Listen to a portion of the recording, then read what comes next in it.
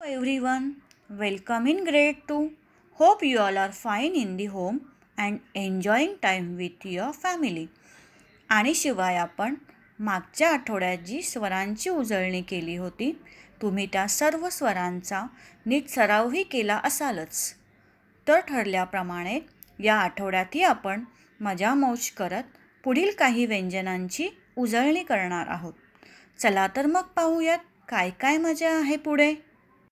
मुलांनो, मागील आठवड्यात आपण गणपतीची प्रार्थना शिकलो. रोज दिवे लागण्याच्या वेळेस श्लोक बोलल्यामुळे आपल्या मनाची एकाग्रता वाढते, आपली बुद्धी तल्लख होते आणि आपले मन आनंदी राहण्यास मदत होते.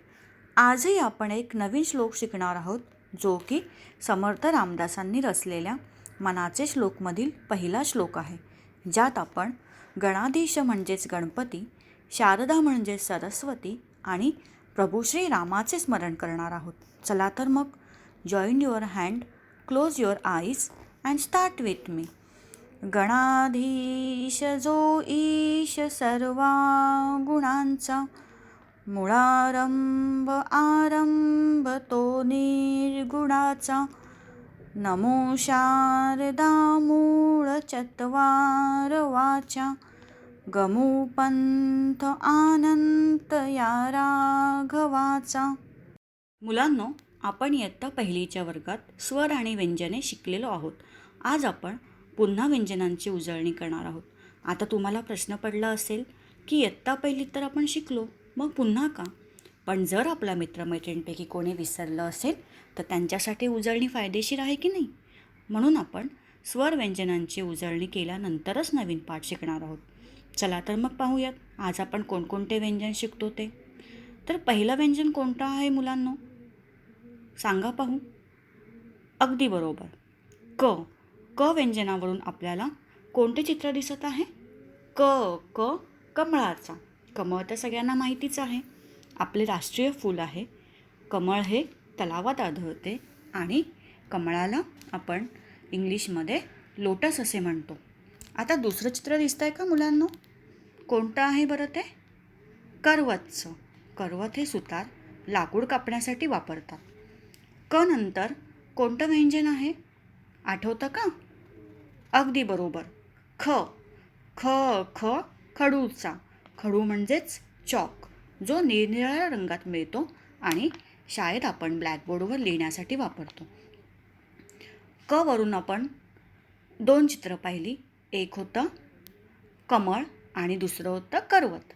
ख वरून आपण पहिलं चित्र पाहिलं खडूचं. आता दुसरं चित्र कोणतं दिसत आहे मुलांनो? बघा बघू. दुसऱ्या चित्रामध्ये आपल्याला पक्षी दिसत आहे. पण तुम्हाला प्रश्न पडला असेल, हा तर पक्षी आहे आणि इथे व्यंजन कोणतं आहे? ख. तर मुलांनो, पक्षाला आपण मराठीत खग म्हणतो. म्हणूनच ख ख खगचा आपण म्हणू शकतो. आता ख नंतर येणारे व्यंजन कोणते आहे आठवतं का तुम्हाला? पहा बघू, अगदी सोपे आहे. कोणतं व्यंजन आहे ते? ग. Very good. ग वरून पहिले चित्र तर तुम्ही लगेच ओळखले असाल. कोणते आहे? गणपती बाप्पाचे. गणपती बाप्पा जो आपला विघ्नहर्ता आहे आणि तुम्हा सगळ्यांना आवडतोच. ग नंतर अजून एक चित्र दिलेलं आहे, तुम्ही कधी पाहिलं आहे का? ओळखा, काय दिसतंय ते? गजरा. त्या चित्रामध्ये जे आहे त्याला गजरा असे म्हणतात आणि गजरा फुलांपासून बनवला जातो. आपली आई किंवा आजी गजरा केसात माळते. ग ग गजऱ्याचा. आता आपण ग वरून दोन चित्रे पाहिली. पहिलं होतं ग ग गणपतीचा आणि दुसरं आहे ग ग गजऱ्याचा. आता क ख आणि ग नंतर येणारे चौथे व्यंजन आहे घ. घ वरून आपल्याला कोणतं चित्र दिलं आहे? बरोबर, घड्याळ. घड्याळ म्हणजेच वॉच, ज्याचे आपल्या दैनंदिन जीवनात खूप महत्त्व आहे. घड्याळ नसेल तर आपल्याला वेळ कळेल का? नाही ना, कळणारच नाही. घ घ घड्याळाचा. आता घ वरून अजून एक चित्र दिलेलं आहे. कोणतं आहे ते? अगदी सोपं आहे की नाही? अगदी बरोबर, घर, जेथे आपण राहतो आणि मजा करतो. घ घराचा. घ नंतर येणारे पुढचे व्यंजन आहे च. चमच्याचा. चमचा म्हणजेच स्पून, ज्याचा आपण वापर पोहे नाही तर चिवडा खाताना करतो. दुसऱ्या चित्रामध्ये आपल्याला मुलांनो चांदोबा दिसत आहे. चांदोबाला आपण इंग्लिशमध्ये मून असे म्हणतो.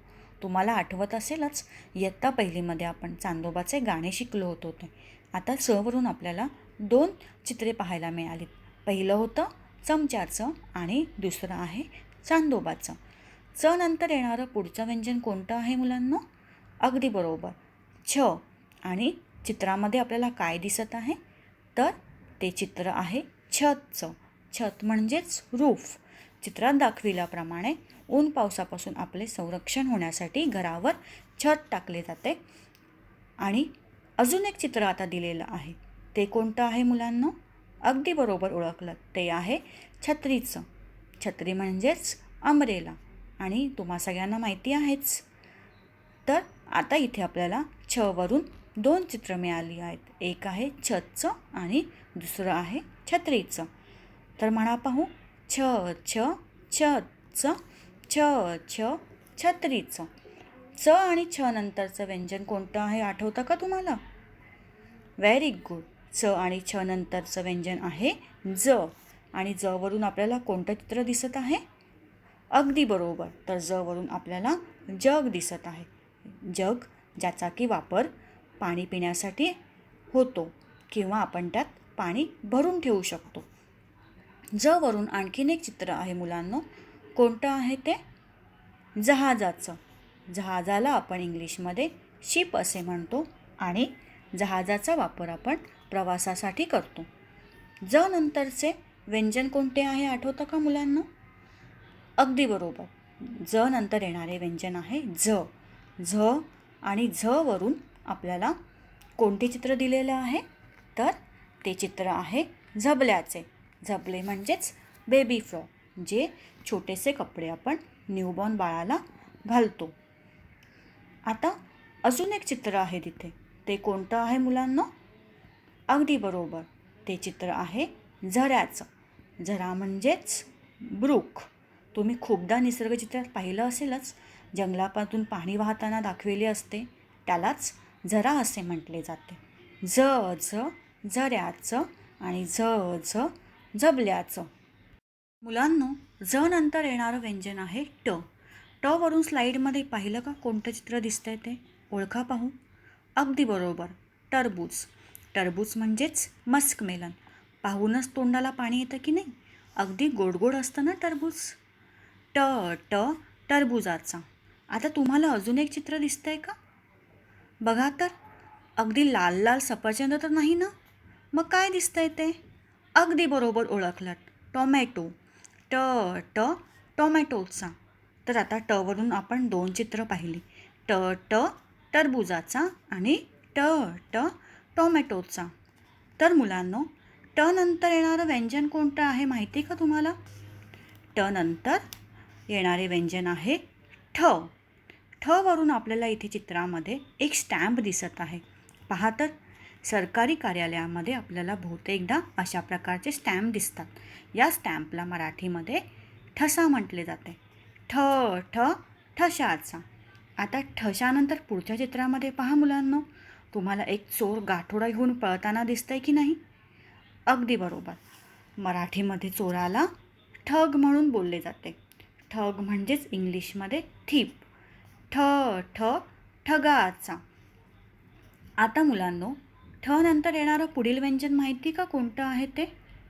ठ नंतर ड व्यंजन येतं आणि ड वरून आपल्याला इथे डमरूचं चित्र दिसत आहे. डमरू हे एक वाद्य आहे. पुढचे चित्र कोणते आहे मुलांनो? अगदी बरोबर, डब्याचे. तुम्ही रोज नवीन नवीन पदार्थ आणता की नाही डब्यामध्ये? डब्याचा. डच्या नंतर येणारे व्यंजन आहे ढ. आणि पहिल्या चित्रात पाहिलं का मुलांनो? एक मुलगा काहीतरी पुश करताना दिसत आहे.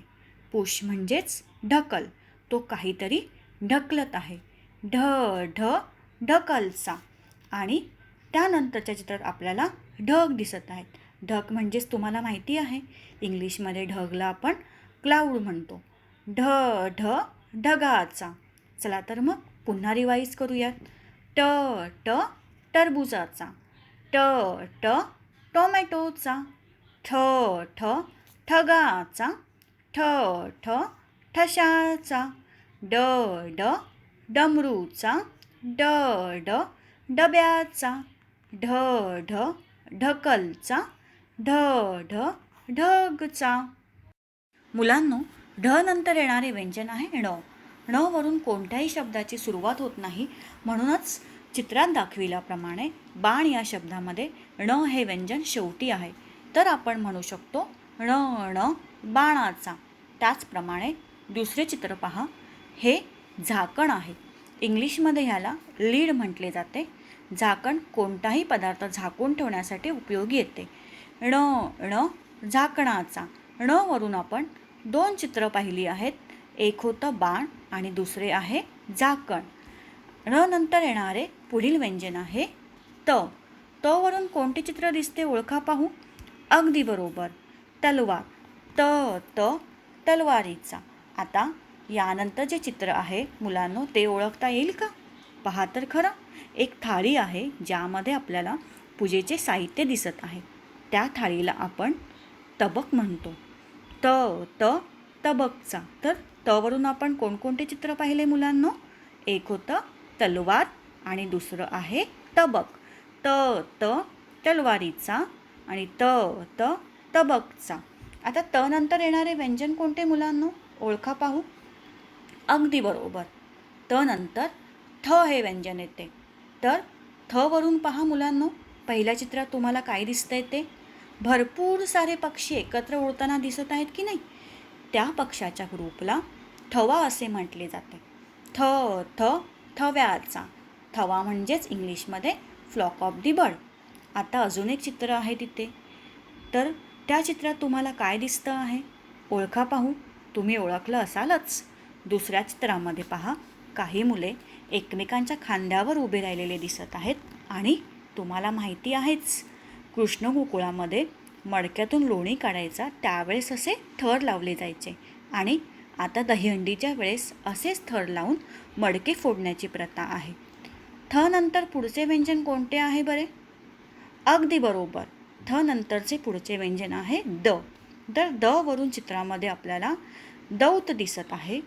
जेव्हा लिखाणासाठी पेन किंवा पेन्सिल उपलब्ध नव्हते त्यावेळेस दौतचा वापर केला जात असे. पुढील चित्र आहे दरवाजाचे. दरवाजा तर सगळ्यांना माहिती आहेच. दरवाजाला इंग्लिशमध्ये आपण डोर म्हणतो. ड द दरवाजाचा. मुलांनो, ड नंतर येणारे व्यंजन आहे ढ. चला तर मग ढ वरून कोणते चित्र दिसत आहेत ते पाहूयात आपण. पहिल्या चित्रामध्ये आपल्याला धनुष्य दिसत आहे. धनुष्याला इंग्लिशमध्ये बो म्हटले जाते. ध ध धनुष्याचा. धनुष्यानंतर मुलांनो, पुढील चित्रात पहा. एका भांड्यामध्ये खूप सारे सोन्याच्या मुद्रा दिसत आहेत, म्हणजेच आपली घरातील संपत्ती. त्याला मराठीमध्ये आपण धन असे म्हणतो. ध ध धनाचा. ध नंतर येणारे व्यंजन सांगा पाहू मुलांनो. अगदी बरोबर, न. आणि न वरून दिसणारे पहिले चित्र तुम्ही ओळखले असालच. पहिल्या चित्रात आपल्याला नळ दिसत आहे. नळ म्हणजे इंग्लिशमध्ये टॅप. न न नळाचा. आणि न वरून अजून एक चित्र आहे तिथे. दुसऱ्या चित्रात आपल्याला काय दिसत आहे बरे? अगदी बरोबर, दुसऱ्या चित्रात आपल्याला डोळे दिसत आहेत. तर मुलांनो, डोळ्यांना आपण मराठीमध्ये नयन देखील म्हणू शकतो. म्हणूनच आपण न न नयनचा असेही म्हणू शकतो. तर मुलांनो, आज आपण एवढ्याच व्यंजनांची उजळणी करणार आहोत. पुढील व्यंजने आपण पुढील तासाला पाहूयात.